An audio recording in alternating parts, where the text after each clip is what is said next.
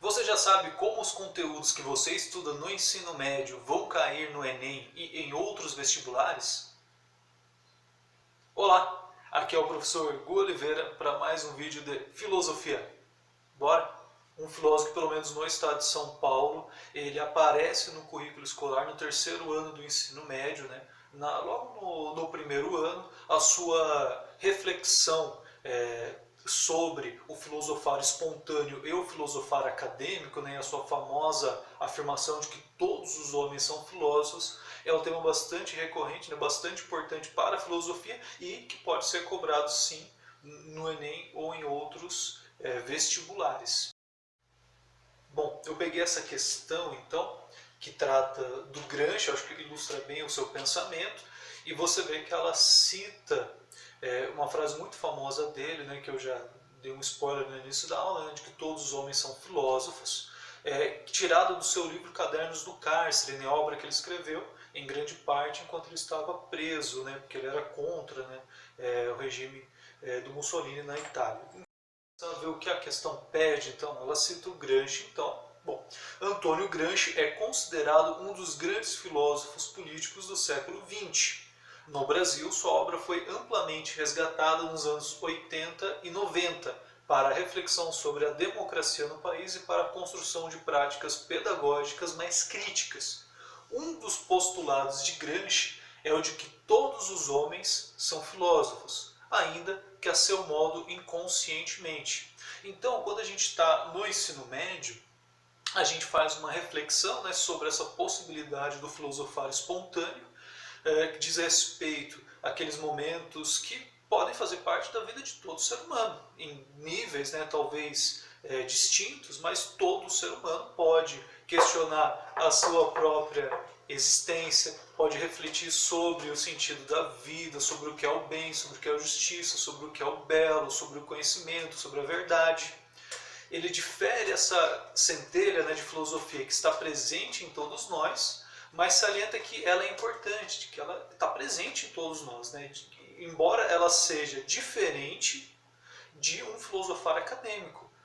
Nesse próprio livro, né, o Cadernos do Cárcere, ele fala o filosofar acadêmico, né, aquele que estuda filosofia na universidade, ele tem a obrigação de conhecer a história da filosofia, de saber reconhecer conceitos, de antes de emitir a sua opinião sobre um assunto, de revisar o que ele já sabe, o que já foi produzido, né, em outros livros, em outras teorias sobre o assunto. Então, apesar dessas especificidades que são próprias, né, do filosofar acadêmico e que tem a sua grande importância, né, o filosofar espontâneo, né, essa possibilidade de reflexão, de pensar crítico, ela é comum a todas as pessoas. E essa é uma das características mais importantes do filósofo, daquele que se dedica à filosofia. O que pede a questão, então, com base no enunciado e nos conhecimentos sobre o pensamento político e pedagógico de Antônio Gramsci, é correto afirmar que a vulgarização e a simplificação do pensamento decorrem do fato de que todos os homens querem filosofar. Ou seja, será que porque todo mundo busca a verdade? Será que porque todos querem conhecimento, o pensamento se torna algo vulgar e simples? Será que o Gramsci concorda com isso? B. Por serem dotados de consciência, está aberta a possibilidade a todos os indivíduos de refletirem de forma não fenomênica sobre o seu cotidiano. Essa afirmação é meio estranha, né?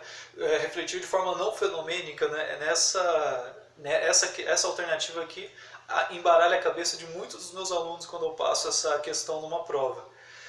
Inclusive eu passei uma atividade para eles essa semana, né? Para eles responderem online. Esse não fenomênico, né? Não é assim, de uma forma não ao acaso, né? De uma forma não moldada, de uma forma não imposta.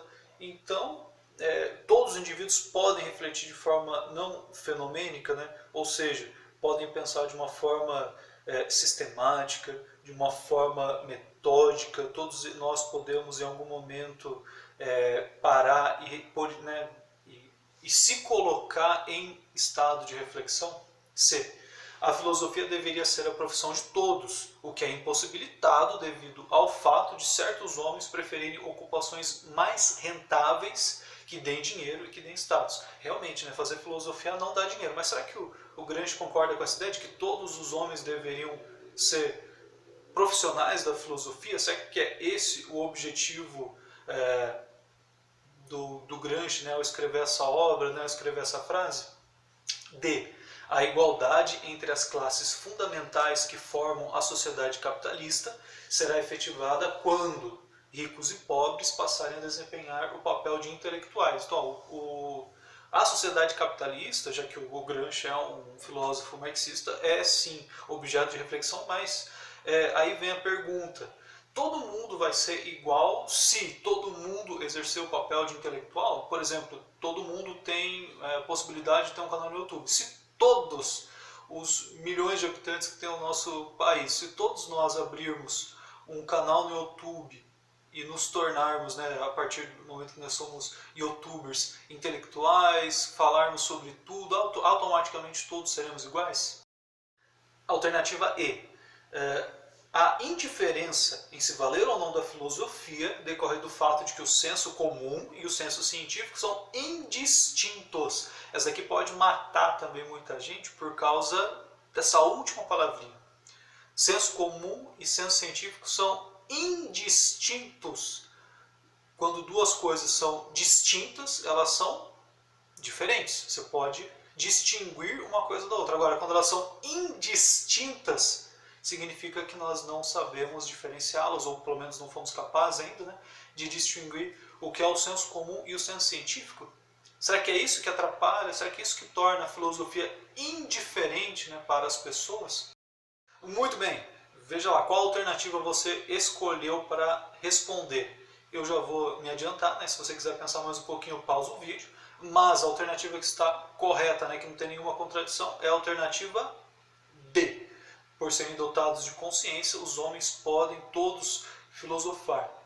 Então, nós podemos se prestar ao estudo, fazer isso de forma sistemática, fazer isso de forma metódica e pensar a nossa existência, pensar a nossa sociedade, pensar sobre o sentido da vida, etc. Todas essas questões fundamentais que fazem parte da nossa curiosidade humana, fazem parte da nossa vida e que há 2.500 anos atrás, né, pelo menos, quando a gente pensa na filosofia grega, né, nesse legado ocidental da filosofia, iniciaram aquilo que a gente hoje estuda, né, nas escolas e nas universidades.